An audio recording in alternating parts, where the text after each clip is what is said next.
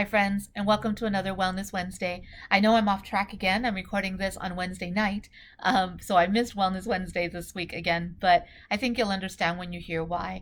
We've had a very traumatic week for my family. Last Wednesday night, my mother went into the hospital, and unfortunately, she passed away on Friday, early Friday morning. And that has really brought all sorts of things up for me.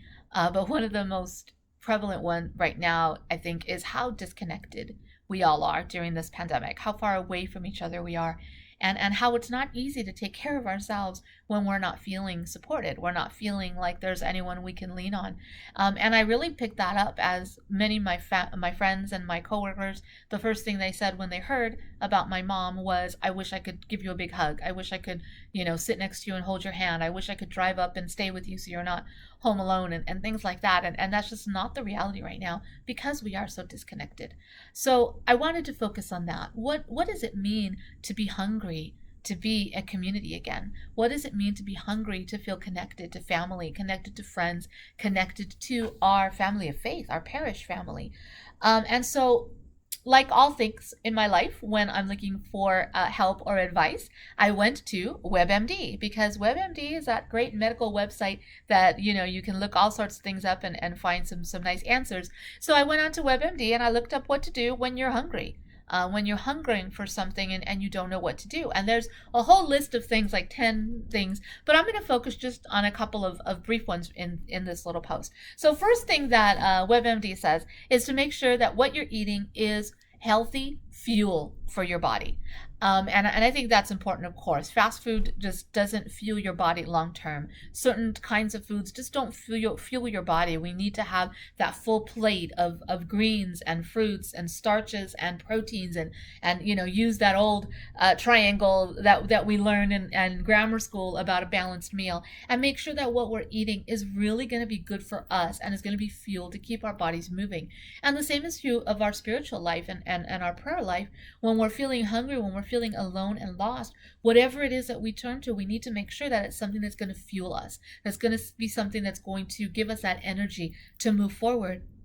So really, it's about finding what you love, finding what excites you, and doing that. And that can be very much connected into the spiritual realm. For example, one of the things that I love and that has always excited me is books.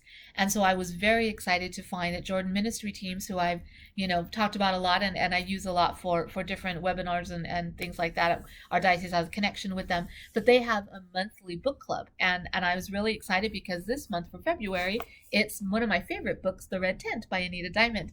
And so I'm excited to do this. And it's a free online, everybody reads the book and then everybody gets online I believe it's Thursday, for that month. And we just talk about the book and what it brought up for us.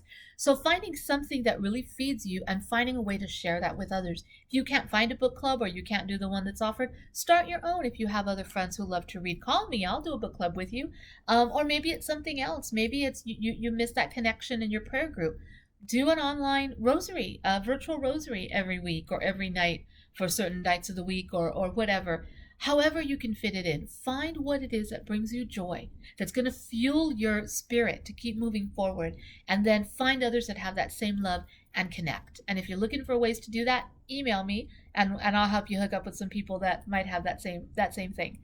On the same page, then, WebMD says not only do you eat the food that's going to fuel you, healthy meals, but you're also going to find snacks that are not just going to be quick fixes that are going to just carry you and then you're going to crash. Because that can happen too. We'll get all excited about doing something new and then we'll do it for 3 days and then we crash because either we've got too many expectations on ourselves, or it's unrealistic what we're thinking, or it just isn't connecting. It's very easy to say, I'm going to pray the rosary every night. But when I come home exhausted from work, am I really going to have, that enthusiasm to pick up the rosary and do that? Maybe I need to say, I'm going to start by trying every other night, or I'm going to do a rosary at least 3 times a week. Similar to what you might do with exercise, starting in slow and building up that habit.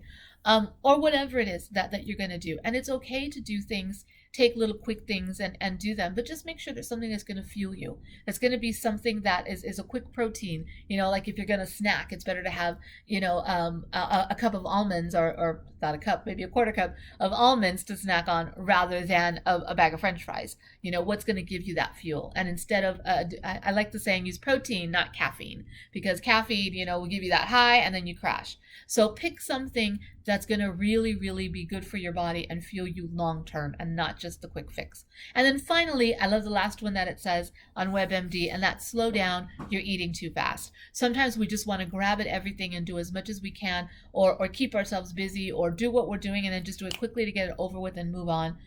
Choose activities and things and prayer styles and things to do for yourself that you can chew on, that you can really reflect on and discern with, and that really are meaningful to your everyday life. And not just something that, a quick rosary and, within 10 minutes I'm done, or however fast you can pray, but something that's really going to be long lasting.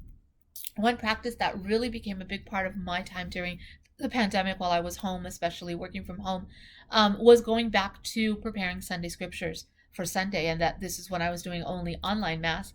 And previous to the pandemic, I was always reading ahead to the next Sunday's scriptures, because I was either preparing an RCIA session, or I was doing one of the dismissals, or I was preparing music. I was the music director, so I was choosing music for it. So I was always reading ahead.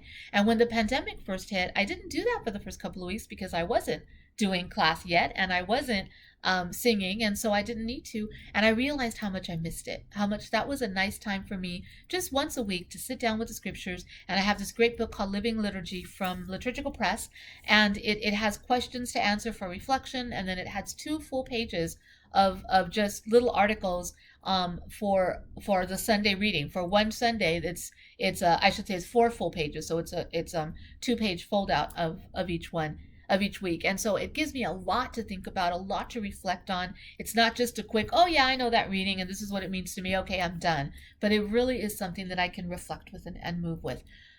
Find something that you can really chew on, like a cow chews on their cud, that you can just really chew on and enjoy and not be rushed, and really enjoy those moments that you have.